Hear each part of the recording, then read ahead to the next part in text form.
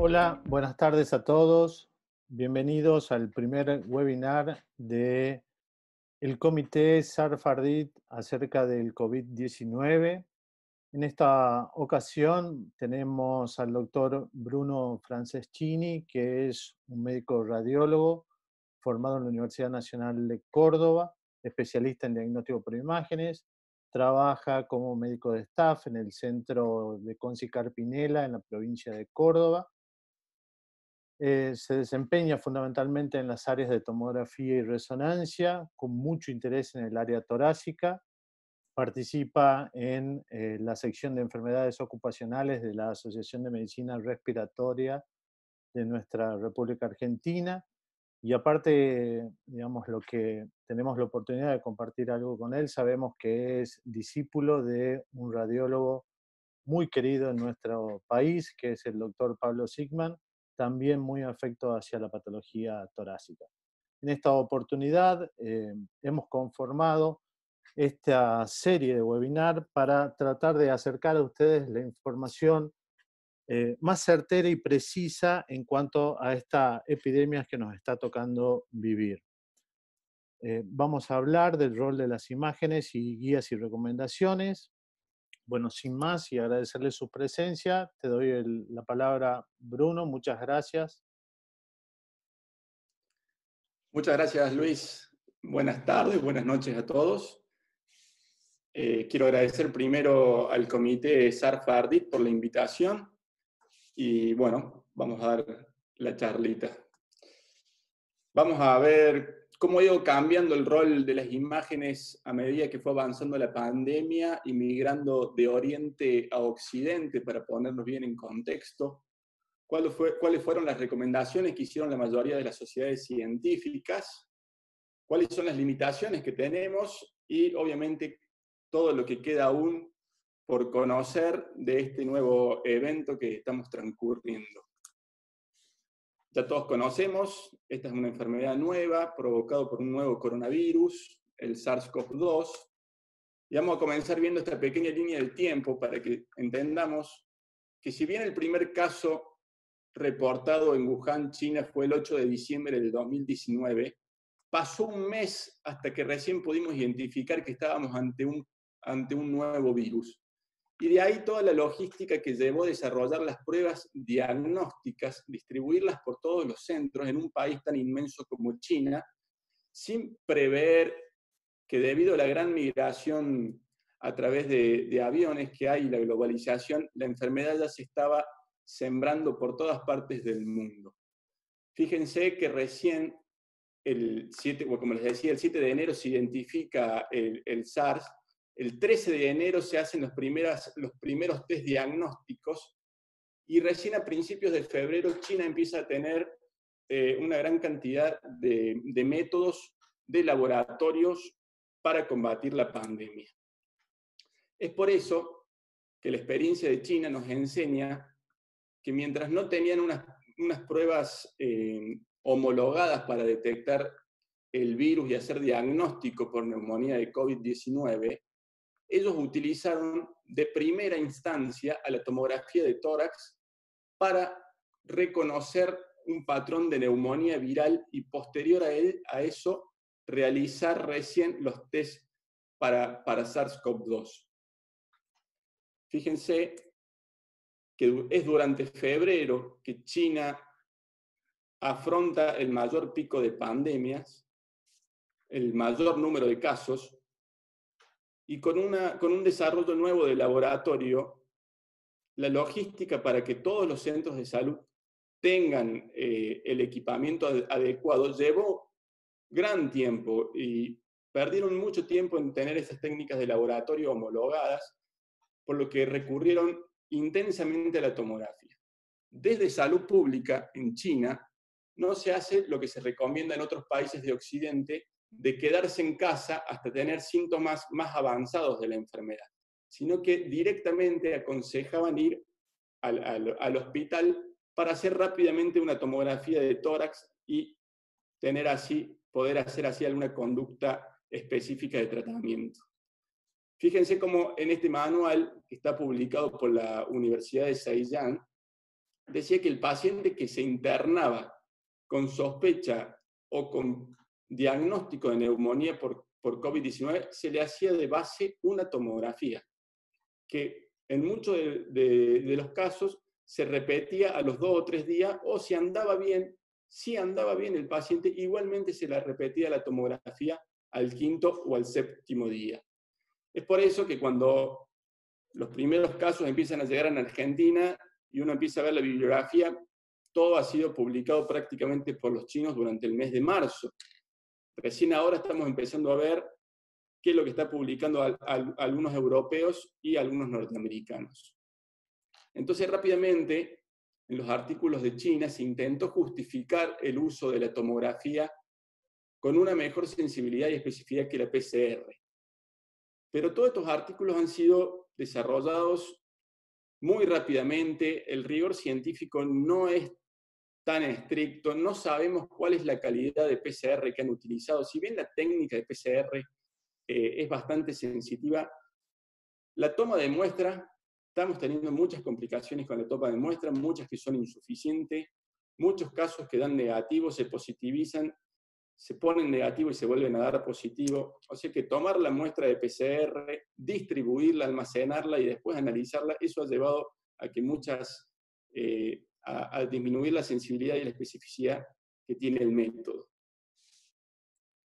Otro artículo que parecía que la tomografía estaba un paso adelante por la PCR, todo en base a la experiencia de China. Es por eso que rápidamente los primeros en la primera sociedad científica en imágenes, en dar un reporte, fueron los británicos, donde rápidamente dijeron que no era un método adecuado de screening hacer la tomografía, que solamente se debía solicitar en aquellos cuadros clínicos que se pudiera sospechar un diagnóstico alternativo.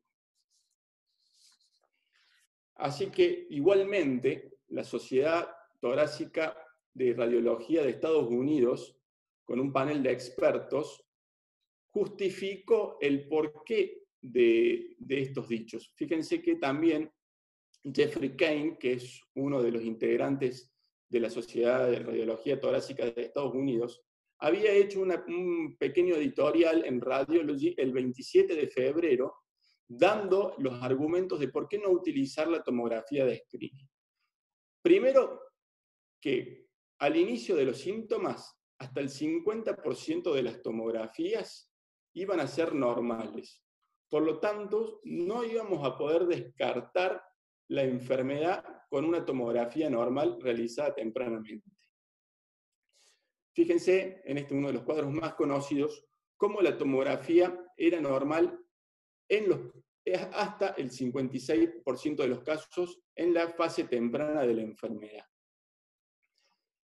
A su vez, el Colegio Americano de Radiología apoyaba diciendo de que los hallazgos de neumonía viral que podíamos ver en la tomografía no diferenciaban el agente etiológico. Es bastante difícil decir si era COVID-19, influenza, adenovirus, H1N1, o cuando se presenta como neumonía organizada de cualquier otra causa de neumonía organizada, o incluso con respecto a la toxicidad medicamentosa por cualquier droga, por ejemplo los quimioterápicos, que estamos viendo muchas neumonitis por algunos quimioterápicos específicos. Y también se apoyaban en una revisión de toda la database de Cochrane que decía que para las infecciones respiratorias bajas, ningún método de imágenes cambiaba el pronóstico del manejo de los pacientes. Como vemos, rápidamente la RSNA se quiso diferenciar de China diciendo que la PCR que utilizaban en Estados Unidos tenía una sensibilidad del 95 al 97% y que los datos los tenían en menos de un día. Entonces no había necesidad, ninguna urgencia de hacer rápidamente una tomografía. Solamente, como les decía, estaba reservada cuando el cuadro clínico sugería un diagnóstico alternativo. Pero todo esto, fíjense, es en la primera quincena de marzo. Y marzo es justamente el mes en el que empiezan a crecer los casos tanto en Europa Occidental como en Estados Unidos. Así que el 11 de marzo, perdón por la cronología, pero la sociedad británica tuvo que salir a hacer una salvedad. Estaban viendo que los casos estaban aumentando rápidamente y que la saturación de los laboratorios y la saturación de las unidades hospitalarias estaban corriendo riesgos y tenían que tomar muchas veces decisiones rápidas sanitarias. Es decir, este paciente internarlo en una sala de COVID o en una sala no COVID y además intentar ver si iban a tener un buen pronóstico o un mal pronóstico. De ahí que el uso de tomografía ya no quedaba solamente para los casos dudosos. Lo mismo hizo Ceram y Serao sobre las mismas recomendaciones de imágenes, no hubo cambios con respecto, porque ellos se basaron sobre todo en lo que dijeron los británicos. Y el Colegio Americano también volvió a hacer una salvedad a fines de marzo, diciendo que el número de casos estaba aumentando y que por razones sanitarias muchas instituciones con mucho cuidado iban a tener que utilizar la tomografía de tórax. Es por eso que el 25 de marzo un consenso de expertos de la Sociedad Torácica junto con la RCNA y la ACR hicieron un aporte muy grande para todos, es en clasificar los hallazgos tomográficos. Rápidamente dijeron, los casos bajo investigación por COVID-19 están aumentando, las necesidades sanitarias urgen, tenemos que saber dónde vamos a hospitalizar a los pacientes, así que tenemos que tener en claro cuáles son los hallazgos y qué debemos reportar en una tomografía en un lenguaje que no solamente los radiólogos entendamos, sino que los médicos derivantes los sepan interpretar. Así clasificó, que creo que es lo que más nos gusta a todos, en cuatro ítems típico, o sea, una gran confianza tenemos en decir que los hallazgos pueden corresponder a COVID indeterminados o apariencias atípicas o obviamente cuando no hay hallazgos de neumonía. Hay que tener en claro, cuando utilizamos esta clasificación, que no estamos hablando de confiabilidad en el diagnóstico. Por tomografía no se hace diagnóstico de neumonía por COVID, eso queda para el laboratorio. Lo que hace este reporte es decir que según la bibliografía, cuáles son los hallazgos que más frecuentemente se han encontrado en neumonías confirmadas por COVID-19. Es decir, que una apariencia típica no es el 100% de exactitud de que estamos ante una neumonía por COVID-19 y hallazgos atípicos no descartan, aunque sí la relación es baja, que el paciente no pueda tener una neumonía por COVID-19. Entre los hallazgos típicos, y el que más nos parece típicos a todos, son estos pequeños nódulos en vidrio esmerilado o opacidades en vidrio esmerilada, morfológicamente bien redondeadas, eso es algo que ha llamado mucho la atención, predominantemente periféricas y que aparentan predominar siempre en los campos medios e inferiores del pulmón. Este es un caso, cortesía de Adrián Gasser, a quien se lo agradezco, pero no solamente la morfología redondeada es algo que vamos a ver, porque podemos ver opacidades más grandes en vidrio esmerilado, también periféricas, y que en la evolución pueden evolucionar áreas de condensaciones, pero fíjense que estas áreas de condensación tienen una característica típica, son en banda, algunas pueden ser de morfología como estas pseudonodulares, pero se van distribuyendo a nivel periférico del lobulillo secundario, dando un infiltrado que se llama perilobular, que es característico de la neumonía organizada que es una forma de respuesta inespecífica inflamatoria que tiene el pulmón a la agresión por esta neumonía viral. Porque hay que tener claro que hay que diferenciar cuando las opacidades en vidrios esmerilados migran a crazy paving y después a condensaciones grandes, difusas, que no tienen este patrón, sino que son condensaciones que no respetan nada, y que ya estamos hablando de que el paciente está con un daño alveolar difuso y no con áreas de neumonía por organización. Otros hallazgos típicos son, como les decía, estas áreas también periféricas, en bandas, pero no en vidrio esmerilado, sino como consolidaciones alveolares. Pero estas sí respetan algunas áreas, estas sí tienen algunas islas de pulmón sano entre medio, lo que no hace referencia a daño alveolar difuso, sino más característicos de neumonía organizada. Y otros hallazgos indeterminados, cuando no siguen la distribución típica de periférico y con el gradiente ápico-basal, sino que pueden ser centrales, pueden ser peribroncovasculares y estar difusamente distribuidas por todo el pulmón. Siempre tenemos que tener en claro que tenemos que diferenciar de los hallazgos que no nos van a sugerir hacer diagnóstico de COVID-19, sino de decir que tiene otras patologías, como por ejemplo EPOC, que tengan tapones mucosos propios en una exacerbación, o patología inflamatoria de pequeña vía aérea, una bronquiolitis infecciosa, o la presencia de nódulos centrilobulizares, o engrosamientos intersticiales de edema intersticial cardiogénico, o por sobrecarga por insuficiencia renal, o insuficiencia hepática u otras causas, o condensaciones alveolares sin vidrio esmerilado, más características de neumonías típicas de la comunidad bacteriana. Es así que la primera guía sobre el manejo de imágenes la hacen los británicos. Y ellos hacen hincapié, a diferencia de China, en que tenemos que utilizar como primer método diagnóstico la radiografía, tanto en los pacientes que están con una insuficiencia respiratoria severa como los pacientes que están estables. Pacientes que tienen síntomas leves, acá hay que ver cómo se va a manejar cada institución, pero los pacientes que tienen síntomas leves y tienen comorbilidades, muchas veces es necesario hacerle una placa para tenerla de base, aunque requieran tratamiento ambulatorio. Y para algunos, el paciente que no tiene comorbilidades, tiene síntomas leves, no le haría ni siquiera falta hacer la placa.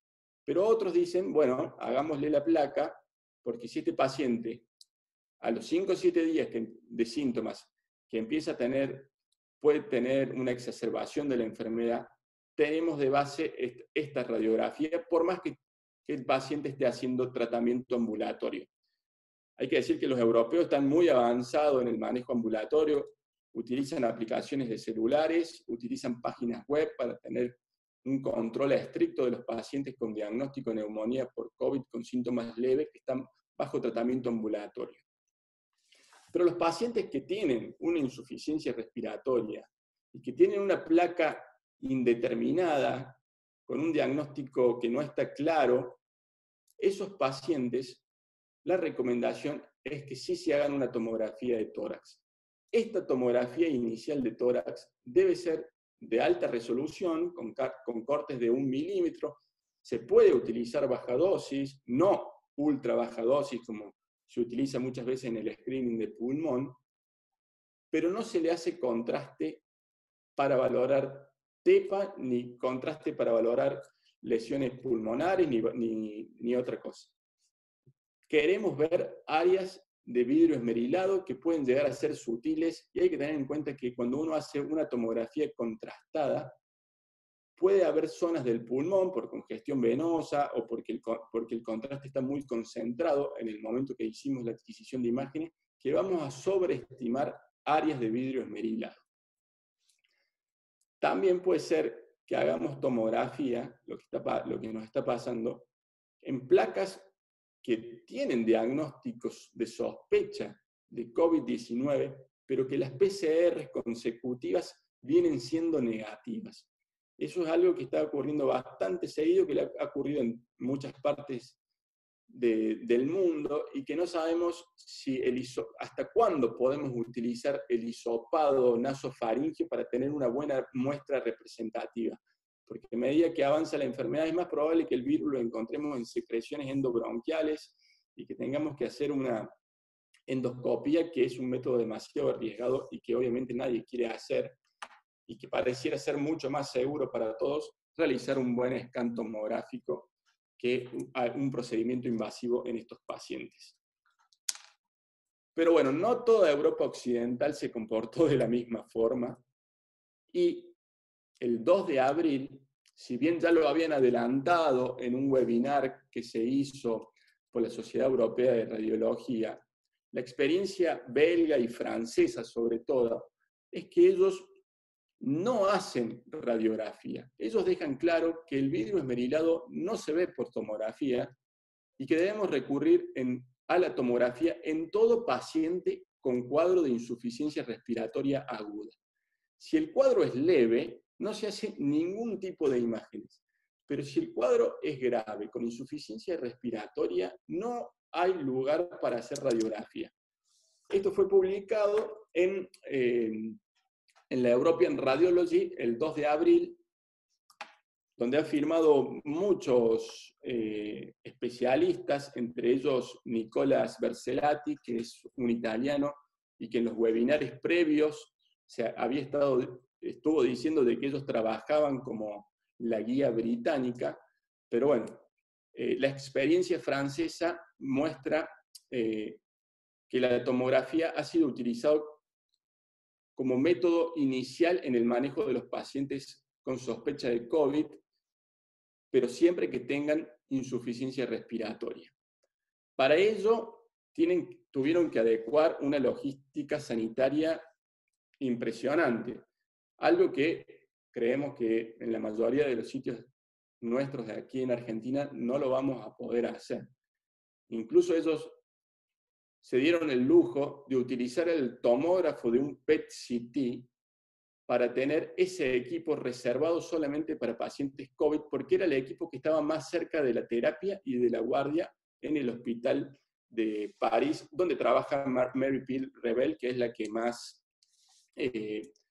la que hizo todo este artículo.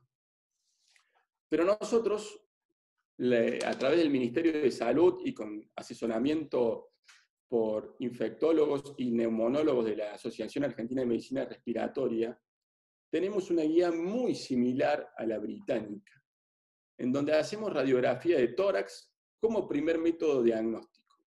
Y cuando la radiografía es dudosa, recién ahí podemos llegar a necesitar hacer una tomografía de tórax, siempre sin contraste en el inicio de la enfermedad.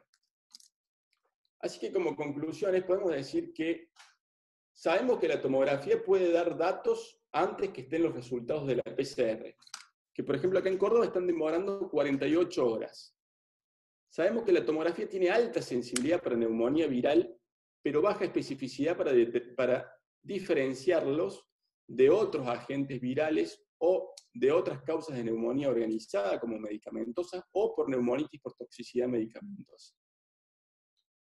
Si bien cada vez estamos viendo algunos artículos que están mostrando cómo el radiólogo tiene capacidad para diferenciar entre H1N1, adenovirus y otras infecciones por sobre COVID-19, pero todavía falta recopilar mucho dato. Incluso algunos artículos con ayuda de inteligencia artificial, pero es algo que no tenemos disponible acá. Sabemos que la tomografía, si lo hacemos en el inicio de los síntomas, en los primeros días, el valor predictivo negativo va a ser muy bajo. La mitad va a ser normal y no vamos a poder descartar que ese paciente tenga una neumonía por COVID-19. Sin embargo, tampoco sabemos cuál es la sensibilidad y especificidad de la técnica de PCR que disponemos cada uno en las distintas provincias y en las distintas instituciones. Eso es algo que cada comité infectológico va a tener que dilucidar. Y no sabemos si es un verdadero gol estándar, como les comentaba, porque muchas veces las PCRs dan negativo y no sabemos si tenemos que seguir utilizando hisopado nasofaríngeo o tratar de buscar secreciones más profundas para confirmar el diagnóstico. Y como les dije, hacer una broncoscopía para hacer un lavado endobronquial profundo en vez de hacer una tomografía, me parece que en la balanza es menos riesgoso hacer la tomografía y ver si las imágenes son sospechosas de COVID-19. Como les decía, hay un porcentaje no despreciable de PCRs negativas que luego positivizan, y el tiempo de espera de la PCR de 48 horas puede hacer que en el momento de saturación epidemiológica y la necesidad de tomar medidas sanitarias rápidas, la tomografía dé una mano para el manejo de los pacientes. Entonces, como les decía, puede ser que la tomografía en algún momento, en la fase epidémica de sobresaturación, se utilice como un método inicial en los pacientes con insuficiencia respiratoria aguda. Pero no sabemos si los resultados que veamos van a condicionar una buena conducta de tratamiento y aislamiento. Tampoco sabemos todavía si los hallazgos tomográficos tienen algún rol pronóstico y si los scores son significativos para el tratamiento de los pacientes. Y obviamente no queremos hacer seguimientos por tomografía de los pacientes por el riesgo sanitario que conlleva. Así que tampoco sabemos si la utilidad es útil o no, valga la redundancia. Lo cierto es que ninguna sociedad radiológica al día de hoy lo ha recomendado como un método de screening a la tomografía. Todavía falta conocer la experiencia de Estados Unidos y Europa, que están saliendo, por lo menos Europa está saliendo de la pandemia, pero sí sabemos que se han hecho muchas tomografías y que hay mucha promoción de modelos neuronales de inteligencia artificial para promover el uso de las imágenes tanto para score como para valoración de respuestas, porque a medida que evolucionan los infiltrados, muchas veces la valoración cualitativa que hacemos los radiólogos es difícil, porque es difícil interpretar el volumen de estas lesiones, y la inteligencia artificial ahí puede dar un aporte significativo, siempre y cuando sepa identificar bien el pulmón sano del pulmón enfermo. Pero lo cierto es que ¿por qué hacemos imágenes si estamos ante una enfermedad infecciosa y que, como muchas veces sabemos, nos han dicho, la neumonía es un diagnóstico clínico, la apendicitis es un diagnóstico clínico, pero sin embargo hacemos imágenes? Lo más importante que al hacer una radiografía es que tenemos que ver de que estemos descartando otra etiología para que ese paciente no quede internado en un lugar que no corresponde. Segundo, es que si el paciente tiene hallazgos positivos en la radiografía, estemos confirmando que tiene daño pulmonar y que es un paciente para no tratar ambulatoriamente. Podemos valorar la extensión y gravedad, que con la radiografía es muy difícil, si bien se tratan de utilizar algunos scores, en mi experiencia no lo recomiendo. Sí, la tomografía sí sirve mucho mejor para valorar la extensión y la gravedad. Y tener una imagen radiográfica de base para ver la evolución y progresión, para ver cómo controlamos a estos pacientes imagenológicamente y cómo van evolucionando. Hay que destacar que la radiografía es más accesible. Tenemos la posibilidad de hacer radiografías portátiles y es más fácil que las instituciones dispongan de un equipo de radiografía dedicado a pacientes con sospecha de COVID que tener un tomógrafo dedicado, que muchas instituciones, muchos hospitales tienen uno o dos, y tenemos que dar también atención a patologías no COVID-19 que pueden ser de urgencia, como son los quirúrgicos, como son los ACV, etc. Así que cuando nosotros hacemos una radiografía en un paciente con insuficiencia respiratoria, no nos queremos comer de que en realidad el paciente tenga una neumonía lobar bacteriana, que tenga infiltrados apicales, no posterobasales, y que nos hagan pensar más en una tuberculosis, que no tenga un tremendo neumotórax en vez de una enfermedad infecciosa, o que sean pacientes con distintos fenotipos de EPOC, con mucho atrapamiento aéreo, o con EPOC, con bullas, con enfisema destructivo avanzado en lóbulos superiores, y que estemos ante una exacerbación del EPOC y no en una patología por COVID-19 o que tenga un edema agudo de pulmón y que esté con una falla cardíaca en un paciente con riesgo coronario o patología cardíaca de base. Sin embargo, la radiografía nos va a traer algunos dolores de cabeza. Primero porque lo ideal siempre es hacer una tele de tórax, frente y perfil. ¿Por qué no solamente el frente? Y bueno, es una enfermedad que aparenta predominar posterobasal, así que siempre el perfil va a ayudar a ver toda la parte posterior. La técnica que vamos a utilizar debería ser inicialmente una tele de tórax, pero si vamos a utilizar un portátil, muchas veces no podemos hacer una adecuada tele de tórax, y cuando estemos con pacientes internados, el portátil es mejor llevarlo a la habitación para evitar traslados. Después queda la interpretación. Hay pocos radiólogos que nos gusta ver radiografía de tórax, y en muchos casos se ha tenido que traer ayuda de otros radiólogos, neuroradiólogos, musculoesqueléticos, y puede ser que la interpretación esté sesgada. Va a haber un alto porcentaje de radiografías normales al inicio de la enfermedad, no solamente los primeros 2 días como en la tomografía, sino incluso hasta el 5º, 7º día, sabiendo que cuando el paciente está muy sintomático con 5 días, hasta un 70% se viene describiendo que la radiografía va a tener hallazgos positivos. Y bueno, como les decía, puede haber la disociación clínico-radiológica y tener que recurrir a la tomografía. Así que los pacientes con sospecha de neumonía por COVID-19, dijimos, y como bien plantea la guía nacional, que para nosotros el manejo inicial es con la radiografía de tórax, idealmente teletórax, frente y perfil. Si el paciente tiene síntomas leves y no tiene comorbilidades, puede que no haga falta imágenes, pero si tiene comorbilidades y va a tener tratamiento ambulatorio, es bueno tener una placa de base, porque si estos pacientes evolucionan mal y al 5º día vuelven, tenemos una imagen de base.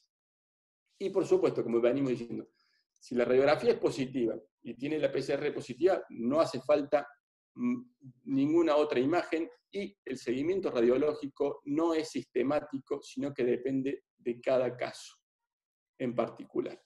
Estos escenarios están descritos en la guía que hizo Fleischner y la publicó el 7 de abril, que planteó 3 escenarios, en el que los pacientes tienen síntomas leves y que no hay limitación de recursos, es decir, tenemos cama, tenemos lugares, tenemos médicos para atender. Pero si ustedes se fijan y leen todo el artículo, la Sociedad de Fleischner no categorizó, no discriminó qué tipo de imágenes utilizar, sino que lo dejó a criterio de la salud pública de cada país o de cada región. Entonces ustedes van a ver que sí, pone que la imagen está indicada, pero no dice si radiografía o tomografía.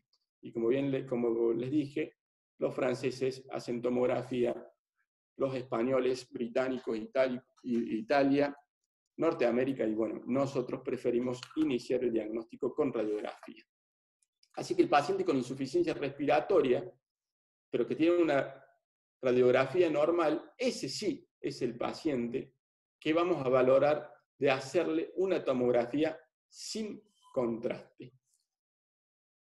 Porque puede ser que cambie la conducta, puede ser que veamos hallazgos distintos a neumonías por COVID, y puede ser que ayudemos a tomar una decisión sanitaria antes que estén los resultados de la PCR. Y después queda el tercer escenario, que espero que no nos toque, pero es el escenario de sobresaturación, en un escenario donde quizás los test rápidos inmunológicos no estén disponibles en todo lado y se tenga que recurrir mucho más a la tomografía para tomar decisiones, sobre todo sanitarias, de dónde internar al paciente. Recuerden, la tomografía inicial es una tomografía sin contraste. Fíjense cómo una tomografía con tórax puede generar falsos vidrios esmerilados propios de la congestión venosa en las partes dependientes del pulmón. Sin embargo, sabemos que va a haber pacientes grises en donde estudiar con una radiografía inicial va a ser totalmente insuficiente. Un paciente que tiene diagnóstico de enfermedad pulmonar intersticial difusa, desde ya estamos pensando que va a tener mal pronóstico, pero que la radiografía no va a servir prácticamente de nada para valorar si tiene posibilidades de estar infectado o de estar con una exacerbación de su propia enfermedad, algo que igualmente va a ser extremadamente difícil de hacer por imágenes.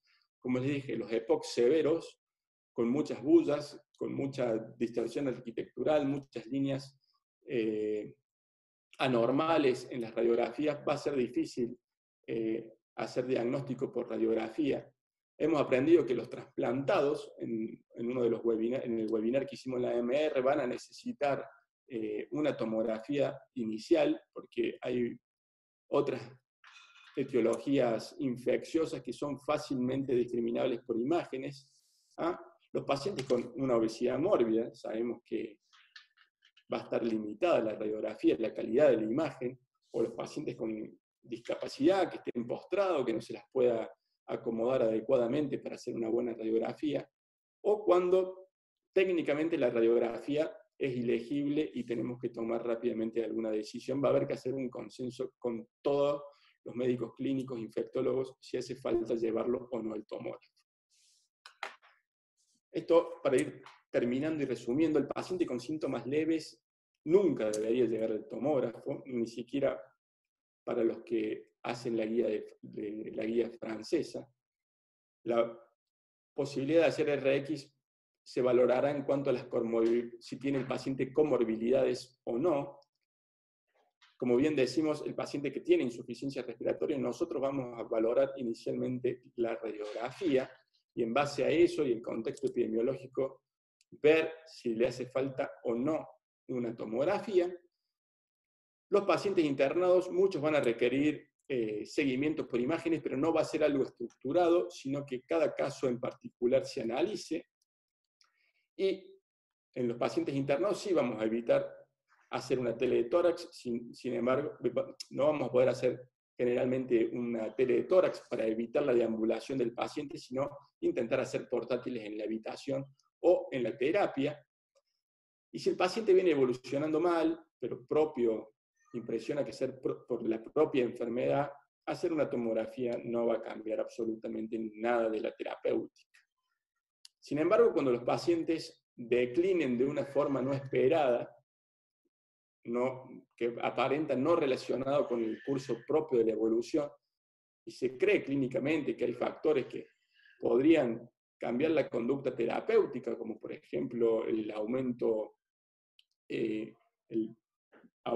muy desmedido del dímero D, acá hay que hacer una tomografía con protocolo TEPA. Sabemos que la mayoría de los procesos inflamatorios del pulmón son propensos a microtrombosis, si bien muchas veces el organismo solo se encarga de eliminar esos coágulos. En COVID-19 particularmente estamos viendo realmente una alta tasa de TEPAs positivos, algunos entre el 25%, y en España, en el webinar que hablaron de protocolo TEPA, para los españoles llegaron a decir del 30%. Un protocolo TEPA, acá ya no nos importa tanto subestimar o sobreestimar vidrio esmerilado, porque probablemente encontremos áreas ya de mayor opacidad alveolar, no nos va a molestar para ver condensaciones alveolares, es más, nos va a ayudar a ver el angiograma positivo, no nos va a complicar ver un derrame pleural, o al contrario, nos va a ayudar a ver si tienen realce las pleuras para ver un empiema, o ver neumomediastinos o neumotórax secundario a barotrauma o a procesos invasivos como colocaciones de vía central. Sin embargo, el paciente con clínica de neumonía grave, alta sospecha de COVID-19 y PCR negativa, que la radiografía sea inconclusa y que esté internado hace varios días, bueno, como dije, estos casos hay que hacer un consenso multidisciplinario a fin de valorar si una tomografía de tórax va a servir o no va a servir. Y los pacientes que se recuperan de una neumonía grave, no todos los pacientes al alta, sino justamente estos que hayan tenido una neumonía grave, sí es recomendable que se vayan con una tele de tórax para seguimiento. Estamos viendo que quedan muchas secuelas de aspecto fibrótica, aparentemente hay una respuesta, como les dije, hay una respuesta de neumonía de organización, pero esta muchas veces puede tener un camino fibrótico y no y dejar secuelas fibróticas, así que creo que quizá los imagenólogos de tórax tengamos un aumento de trabajo para valorar pacientes que han superado una neumonía grave por COVID-19.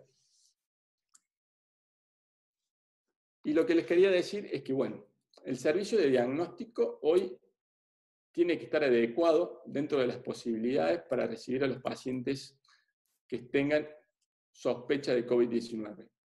Tener todos los elementos de protección personal y hacer las limpiezas adecuadas del equipo y saber que si el equipo, si se hace un paciente y si incidentalmente se reconocen hallazgos positivos de COVID-19, tener un protocolo de actuación adecuado para no aumentar el riesgo de contagio tanto del personal de nuestros propios compañeros como de los pacientes que que estén turnados a continuación de este paciente. Tenemos que dar ayuda a nuestros colegas, tanto de los internados, de las guardias, para informar a todas las radiografías, porque nosotros somos los que estamos en una sala adecuada, nosotros somos los que tenemos el monitor adecuado para valorar radiografías. No es lo mismo ver una radiografía con el celular, con el monitor de supermercado que puede haber en una guardia, perdón el término, pero con un monitor básico hogareño que pueden tener los médicos en una guardia, que tener un monitor de 3 megapíxeles o 5 o 7 megapíxeles dedicados en una sala con iluminación adecuada. Pero siempre debemos remarcarle a nuestros colegas que si el paciente tiene sospecha de COVID-19 y le quieren hacer una tomografía, nos deben consultar. Si tienen una radiografía, nos deben mostrar la radiografía para que nosotros podamos ayudarlos a que la tomografía pueda ser útil y no hacer un estudio al vicio si la radiografía ya era suficiente. Y como les decía, hay que saber el rendimiento de nuestra PCR y cuál va a ser la posibilidad y el acceso a test rápidos y también cuál es el rendimiento de esos test, porque estamos viendo muchos pacientes que las PCR de hisopado nasofaringio dan negativo, el contexto epidemiológico es muy sospechoso de COVID-19 e incluso las radiografías tienen daños, tienen imágenes sospechosas, algunas características de COVID-19, pero las PCRs no se positivizan y terminamos haciéndole una tomografía para darle más peso a los hallazgos radiográficos y clínico-epidemiológicos. Pero siempre contemplando el riesgo sanitario que tenemos en la institución en la que trabajemos para atender a estos pacientes y evitar focos de contaminación. Y como último, para terminar, las imágenes no hacen el diagnóstico ni lo excluyen definitivamente. Como ya sabemos, las categorías que dio la Sociedad de Imágenes Torácicas de Estados Unidos están basados en los hallazgos bibliográficos, así que es una sugerencia que los hallazgos sean típicos y no es un porcentaje de probabilidad de enfermedad. El inicio para nosotros de radiografía es frente y perfil, y recordemos el correcto uso de las medidas de protección y los protocolos de limpieza de los equipos, que cuando estamos en un paciente con sospecha de COVID no es una urgencia, nos tenemos que tomar el tiempo para ponernos a nuestros licenciados el equipo de protección, y tenemos que tomarnos el tiempo para limpiar el equipo después de hacer ese paciente y no arriesgar la salud de otros. Desde ya, muchas gracias y espero que no haya sido muy enredado y las preguntas que quieran, estamos a disposición. Bueno, muchas gracias Bruno. La verdad, excelente la exposición. Fuimos recogiendo algunas preguntas de nuestro auditorio. En primer lugar, digamos, te quería consultar, una vez que vos haces la radiografía de inicio de tu paciente, ¿en qué momento realizás otro estudio? Si haces un estudio, o mejor dicho, si propones un estudio de seguimiento con radiografía, o esperas pura y exclusivamente la clínica, como bien lo dijiste durante tu exposición. Exactamente. La clínica individual de cada paciente marca el seguimiento imagenológico de ese paciente. Si el paciente evoluciona bien, no va a tener ninguna otra imagen. Si evoluciona mal, pero esperable por las comorbilidades que tiene el paciente, porque por la edad que tiene el paciente, bueno, por la edad del paciente, hipertenso, diabético, y está evolucionando como se espera, un cuadro grave por neumonía de COVID-19, un seguimiento solamente con radiografía, si es que hiciera falta, y si no, prácticamente no hace falta. En cambio, el paciente, como había comentado Luis, que súbitamente o inesperadamente empieza a andar mal, que tienen evoluciones muy tórpidas, muy agudas, esos pacientes sí, por el gran aumento de tromboembolismo pulmonar que se reconoce en esta enfermedad, hay que hacerle una imagen de tomografía angiotac para valorar tromboembolismo y, bueno, obviamente, posiblemente ver áreas de daño alveolar difuso o ver si no se complicó con otra cosa, que no se hizo un Claro. neumotórax, por el barotrauma, por el Ahí me intubado. diste el pie, perdón Bruno, ahí me diste el pie porque existen varias preguntas acerca de el momento o de la realización de una tomografía con protocolo para TEP. Escuchamos los webinars y los webinars se referían a pacientes donde vos bien lo describís, un desmejoramiento de su clínica y que son pacientes en realidad en mal estado, con mucho declinamiento de su, digamos, valga la redundancia, de su estado, y no en pacientes moderados o leves, sino el Exactamente. uso está, digamos, diferenciado hacia esos pacientes en donde, eh, digamos, tienen un muy mal progreso de su enfermedad. ¿Es así, Bruno?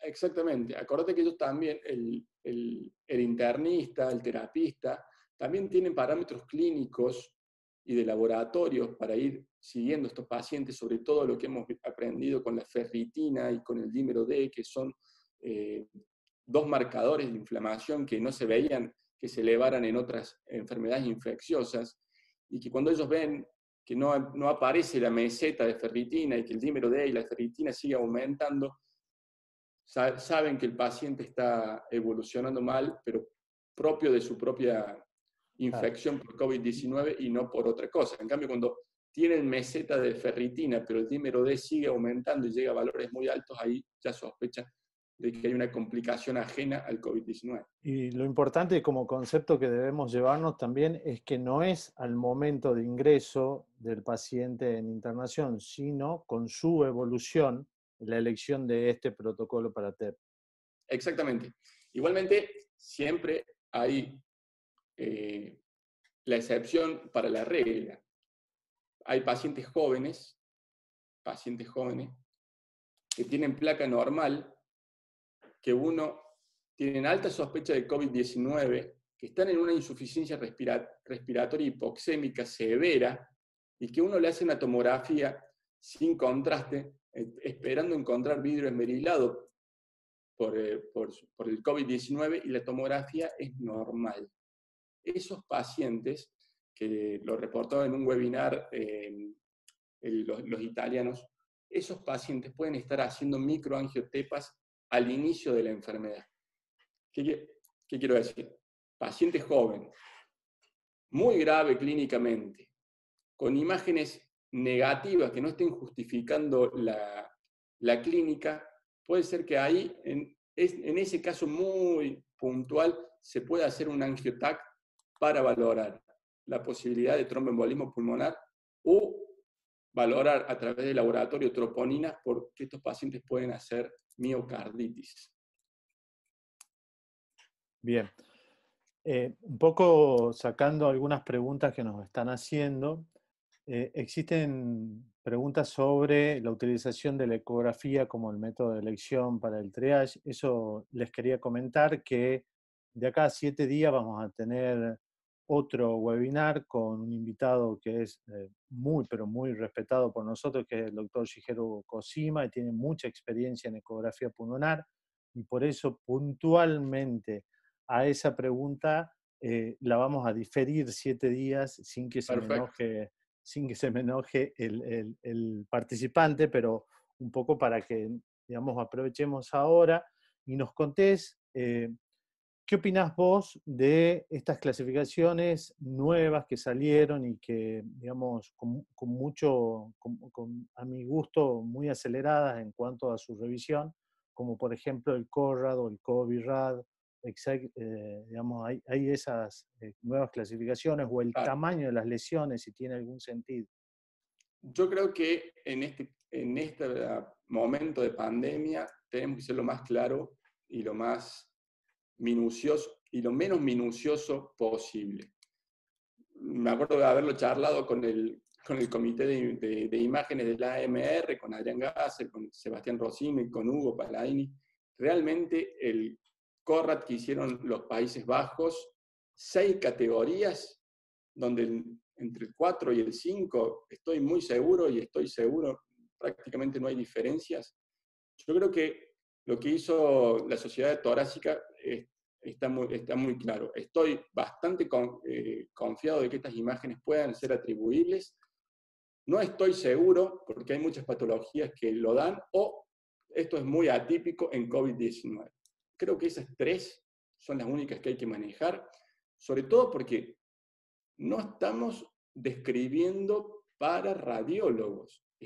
Tenemos que hacernos entender con los médicos clínicos que nos derivan, con la institución en donde trabajamos, y si estas comunicaciones de CORRAD tipo 5, tipo 6, se hace muy extenso para el clínico, me parece que eso no ayuda mucho, que tenemos que tomar la menor cantidad.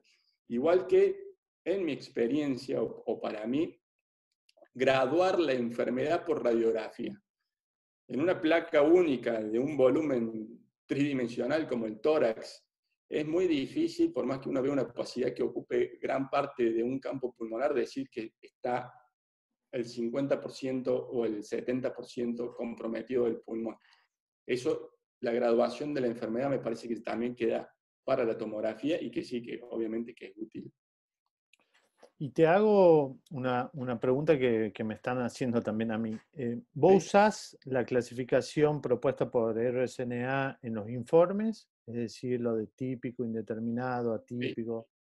sí, sí. Nosotros siempre en el contexto de un paciente COVID con sospecha de COVID-19, como nos ha pasado en el Hospital San Roque, o bueno, con las clínicas con las que trabajamos.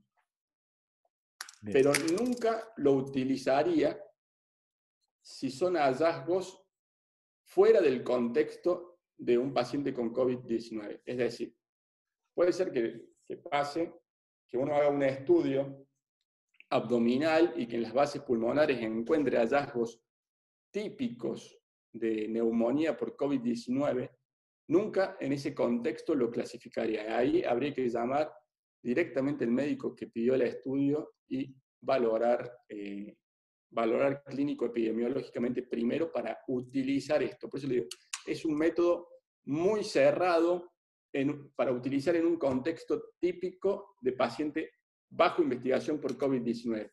Fíjate que la mayoría recomienda iniciar estos informes protocolizados con datos de laboratorio y epidemiológicos para COVID-19. Te ponen, la PCR es positiva, es negativa. Ferritina, dímero D, llenar todos esos casilleros para después utilizar este protocolo. Porque, bueno, como le digo, esperemos que no nos toque, pero es para utilizar un protocolo rápido en el análisis de las imágenes, y muchas veces, si el paciente tiene unas pequeñas áreas de reticulado con una incipiente formación de UIP, dejar todos esos hallazgos en segundo plano y tener este primer protocolo rápido para actuar con estos pacientes. Hay que atacar la urgencia que lo crónico. Perdón, hay una pregunta que me parece realmente importante, porque todavía nos deja algunos vacíos, que es, ante pacientes asintomáticos que necesitan una RX de tórax prequirúrgico, ¿cómo nos manejamos con los informes de esos pacientes? Yo entiendo que todavía no hay un consenso ni una evidencia de usar informes COVID para este tipo de pacientes, y sí creo que esto debería ser tratado por un equipo multidisciplinario, como creo que recién estabas diciendo. Y que además deberíamos evaluar la urgencia de la cirugía para ver, digamos, las probabilidades de hacerlo a este acto quirúrgico. ¿Vos qué pensás, Bruno? Sí, tal cual. En un momento la Sociedad de Cirugía Europea dirigieron no más radiografía prequirúrgica, se hace tomografía de tórax prequirúrgica. Después dijeron, bueno, todo lo que tengamos que operar de urgencia lo operamos como si fuera un paciente sospechoso de COVID-19. Así que, como vos decís, no hay todavía claro, no sabemos cómo actuar en esos pacientes. Todo lo que se pueda diferir, lo dicen la mayoría de las recomendaciones, hay que tratar de diferir. Lo que tenemos que seguir tratando son las estadificaciones de nuevos cánceres, las respuestas, las imágenes en respuesta a pacientes con cáncer que estén bajo tratamiento activo, pero todo lo quirúrgico es momento, si bien trae aparejado todo un contexto económico para las instituciones y para los profesionales, obviamente, traumatólogos, neurocirujanos, etc. Me preguntan si en la radiografía de tórax te parecería usar lo que recomendaron en uno de los webinars de la Sociedad Británica, de la ocupación, de acuerdo a la ocupación de los campos pulmonares en áreas radiolúcidas y radiopacas, igual o menor, si se podría informar así, o si preferís otro método de informe. No, esa me parece muy adecuada, es muy esquemática y muy semiológica. Bien. Y no se contradice con el glosario Fleischner de imágenes del tórax. Así que, bien, perfecto. Bueno, un poco la mayoría de las preguntas que fuimos seleccionando con el comité fueron respondidas. La verdad que agradecemos a los participantes, te agradecemos profundamente a vos, Bruno, tu tiempo, la dedicación y la excelente charla, y los invitamos a acompañarnos en el próximo webinar, que va a ser sobre ecografía pulmonar en el contexto de COVID, que, como les dije o les adelanté recién, va a estar a cargo del doctor Shigeru Kojima. Y de mi parte, digamos, nuevamente agradecerles a todos, a Bayer y a las dos sociedades, tanto a la Federación Argentina y la Sociedad Argentina de Radiología, por este esfuerzo de traernos un poco la mejor y la más variada información de esta enfermedad que nos está tocando pasar ahora, en estos momentos. Bueno, muchas gracias a todos. Bruno. muchas gracias, nos vemos la semana que viene. Dale.